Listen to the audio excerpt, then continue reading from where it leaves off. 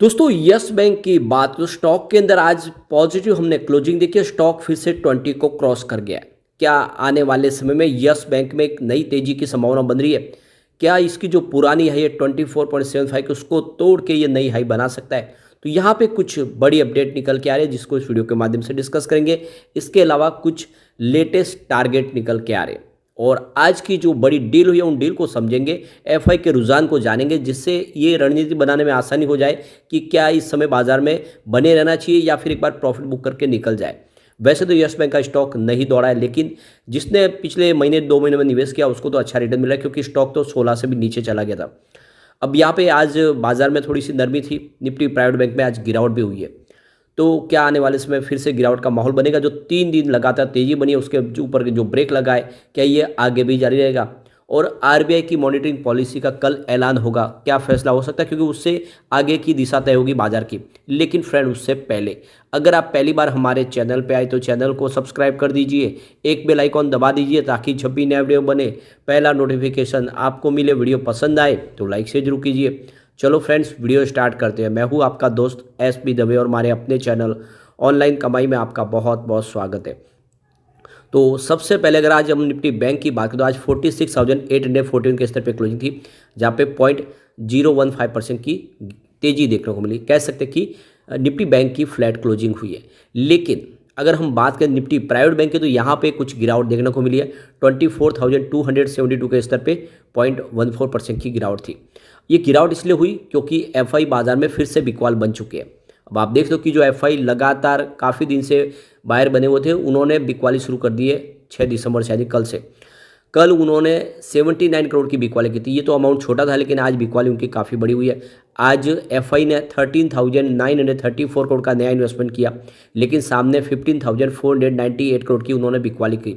तो उनकी जो बिकवाली का आंकड़ा निकल के आ रहा है वो 1,564 करोड़ नेगेटिव है। वैसे तो इस महीने में उन्होंने 7,242 करोड़ का पॉजिटिव निवेश किया है, लेकिन जिस तरह से वो फिर से 2 दिन से बिकवाल बने, लग रहा है कि बाजार में प्रॉफिट बुकिंग हावी हो सकती है। दूसरी तरफ डीआई का साथ भी बाजार को नहीं मिला। आज डीआई ने 9,313 करोड़ की नई खरीदारी की, लेकिन सामने 9,322 करोड़ की बिकवाली कर दी है। तो उनकी जो बिकवाली का आंकड़ा है वो 9.66 करोड़ निगेटिव है। तो ये अमाउंट भले छोटा हो लेकिन निगेटिव है। दोनों ही आज सेलर बने, ये सबसे बड़ी बाजार के लिए चिंताजनक बात है। इस महीने में अभी फिलहाल डीआई की तरफ से 6,208 करोड़ का नया इन्वेस्टमेंट किया गया है। वैसे इस महीने में दोनों ही खरीदार थे, परंतु जिस तरह से आज के ट्रेडिंग में ये चौंकाने वाला आंकड़े निकल कर आया कि दोनों ही बिकवाल बने, तो बाजार में ये बड़ी तेजी के बाद कुछ प्रॉफिट बुकिंग हावी हो सकती है। अब यहाँ पे अगर हम यस बैंक की बात करें तो स्टॉक की शुरुआत हुई 19.75 पर, फ्लैट शुरुआत हुई क्योंकि क्लोजिंग थी कल की 19.75 की। इंट्राडे में 20.45 का हाई भी बना, यानी लगभग 20.5 तक स्टॉक गया। लो है वो 19.50 का, यानी एक ही दिन में लगभग ₹1 का बड़ा अपडाउन देखने को मिला। स्टॉक में गिरावट भी हुई, लेकिन निचले लेवल से खरीदारी के दम पे स्टॉक फिर से 20 को टच करने में कामयाब रहा और अंत में 20.05 पर क्लोजिंग रही, जहाँ पे 1.52% की तेजी देखने को मिली। तो ये तेजी के मायने, क्योंकि एक तरफ तो निफ्टी बैंक में गिरावट थी, उसके बावजूद भी 1.5% की तेजी बताती है कि लोगों का रुझान पॉजिटिव बना हुआ है यस बैंक में। और क्यों ना हो, स्टॉक अभी भी अंडर वैल्यू काफ़ी समय से, जबकि यस बैंक ने अपने एनपीए को लगभग खत्म किया है और काफ़ी शानदार प्रदर्शन किया है।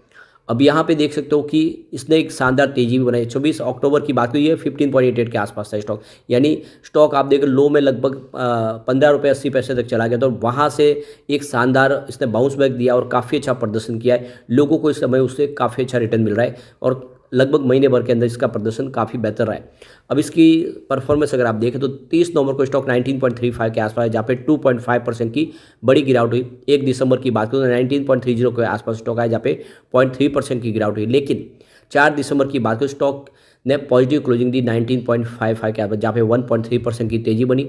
और 5 दिसंबर की बात करें क्लोजिंग 19.60 के आसपास रही, जहाँ पे 0.3% की तेजी बनी। और 6 दिसंबर को 19.75 के आसपास क्लोजिंग दी, जहाँ पे 0.8% की तेजी बनी। ये भले तेजी कम हो, लेकिन पिछले 4 ट्रेडिंग सेशन से पॉजिटिव क्लोजिंग हो रही है, ये बड़ी बात हो जाती है। और आज वॉल्यूम में ज़बरदस्त उछाल आया।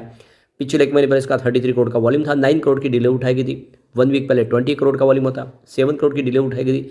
कल 22 करोड़ का वॉल्यूम होता, 7 करोड़ डिलीवरी बेस काम हुआ, लेकिन आज 36 का भारी भरकम वॉल्यूम हुआ, यानी वॉल्यूम में ज़बरदस्त उछाल आया। पिछले एक महीने में स्टॉक ने 20% की शानदार तेजी बताई है। तो यहाँ पे देखो मार्केट एक्सपर्ट का कहना है कि स्टॉक में इस बार जो तेजी है वो टिका हुआ है, नहीं ये लंबी चल सकती है। और जो मार्केट एक्सपर्ट उनका कहना है कि अगर एक बार 25 के ऊपर स्टॉक चला गया तो फिर जोरदार तेजी की संभावना बनेगी, स्टॉक काफ़ी ऊपर तक जा सकता है। डीआई यानी जो घरेलू संस्था के निवेशक है उनकी ओर से शेयर में खरीदारी जारी है, वो लगातार इन्वेस्टमेंट अपना बढ़ा रहे।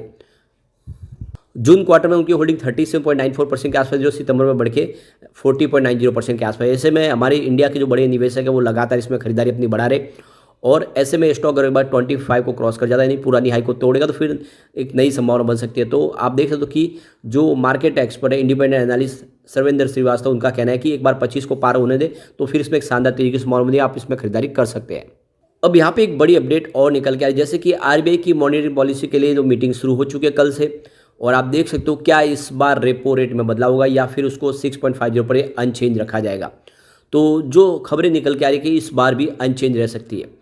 तो इसके पीछे सबसे बड़ी वजह है कि इस बार जो जीडीपी ग्रोथ ने सरप्राइज किया, करीब 7.6% के आसपास, यानी आरबीआई के अनुमान से बेहतर रहे जीडीपी ग्रोथ के आंकड़े, जिससे ये अब एक जो प्रेशर होने वाला था वो आरबीआई पे वो नहीं होगा। और ऐसे में रेपो रेट के बढ़ने की संभावना बहुत कम है, ये क्लियरली समझ में आ रहा है। तो रेपो रेट अनचेंज रह सकती है अभी भी, फिलहाल वेट एंड वॉच कैसा, क्रूड ऑयल की प्राइस कैसे रहेगी उसके हिसाब से अभी भी जो कल फैसला होगा उसमें अनचेंज की संभावना ज़्यादा बन रही है। और अगर ऐसा होगा तो फिर बाजार के लिए आप देख सकते हो कि सिग्नल उतने वीक नहीं होंगे, लेकिन अभी भी बाजार चाहता है कि रेपो रेट में कमी आए, क्योंकि उससे जो लोन है, जो होम लोन वगैरह, वो थोड़े सस्ते हो सकते हैं और अभी उनके लिए वेट करना होगा। तो आप ये समझ सकते हो कि एक बार अगर होम लोन की जो है नीचे आ जाता है तो फिर काफ़ी लोग हैं जो और नए खरीदार मिलेंगे, जो बैंकों का कारोबार भी बढ़ेगा, बैंकिंग सेक्टर में तेजी की संभावना बन सकती है।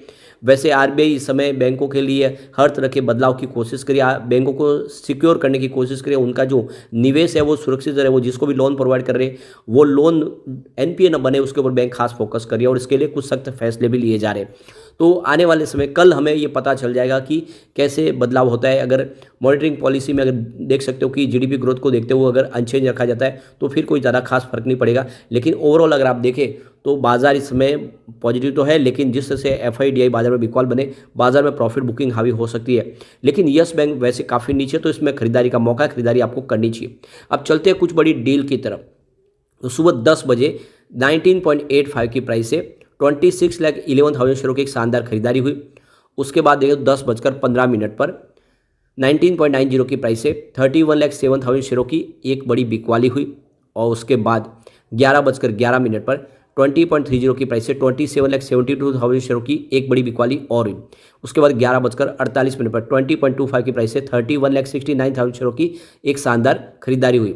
उसके बाद 11:53 पर 20.25 की प्राइस से 22,76,000 शेयरों की फिर से बिकवाली हुई। उसके बाद 11:59 पर 20.40 की प्राइस से 50,14,000 शेयरों की बम्पर खरीदारी हुई, यानी किसी बड़े फंड हाउस ने जम के खरीदारी की इस लेवल पे। और उसी समय 11:59 पर 20.30 की प्राइस से 28,25,000 शेयरों की एक शानदार खरीदारी। और ये जो खरीदारी है करीब आप देख सकते हो कि 80 लाख से लेकर 90 लाख शेयरों की भारी भरकम किसी ने खरीदारी की है, किसी बड़े फंड हाउस ने इस लेवल पे काफ़ी माल उठाया। उसके बाद 2:39 पर 20.15 की प्राइस से 37,16,000 शेयरों की एक बड़ी खरीदारी और हुई। तो ये क्लियरली समझ सकते हो कि बड़े फंड हाउस एक्टिव हो चुके हैं और जिस तरह से आज वॉल्यूम बढ़ा वो इशारा है कि आने वाले समय एक शानदार तेजी आ सकती है। तो लॉन्ग टर्म इन्वेस्टर के लिए बहुत अच्छा मौका है। ये देख सकते हो कि 2020 के पहले जब राणा कपूर का वक्त था उस समय प्राइस स्टॉक की 400 के आसपास थी। तो आने वाले समय निकट भविष्य में 400 फिर से हो सकता है, अगर इसको कम से कम आप 5-10 साल के लिए होल्ड कर ले तो, क्योंकि आप समझ ही सकते हो कि बहुत मजबूत हो रही है यस बैंक। यस बैंक ने अपने बिजनेस में बहुत सारे बदलाव किए, जिससे इनका कस्टमर बेस भी बढ़ रहा है और बिजनेस भी बढ़ रहा है। डिजिटल टेक्नोलॉजी के दम पे कंपनी आगे जा रही है। ऐसे में आपको इन्वेस्टमेंट करना चाहिए लॉन्ग टर्म का नजरिया लेके। लेकिन फ्रेंड, कोई भी इन्वेस्टमेंट करने से पहले अपने फाइनेंशियल एडवाइजर से बारे ले ले या अपना खुद का रिसर्च करें, क्योंकि मैंने वीडियो आपके एजुकेशनल पर्पज़ के लिए ही बनाया। वीडियो पसंद आए तो लाइक से जरूर कीजिए और चैनल को सब्सक्राइब कर दीजिए। Thank you friend.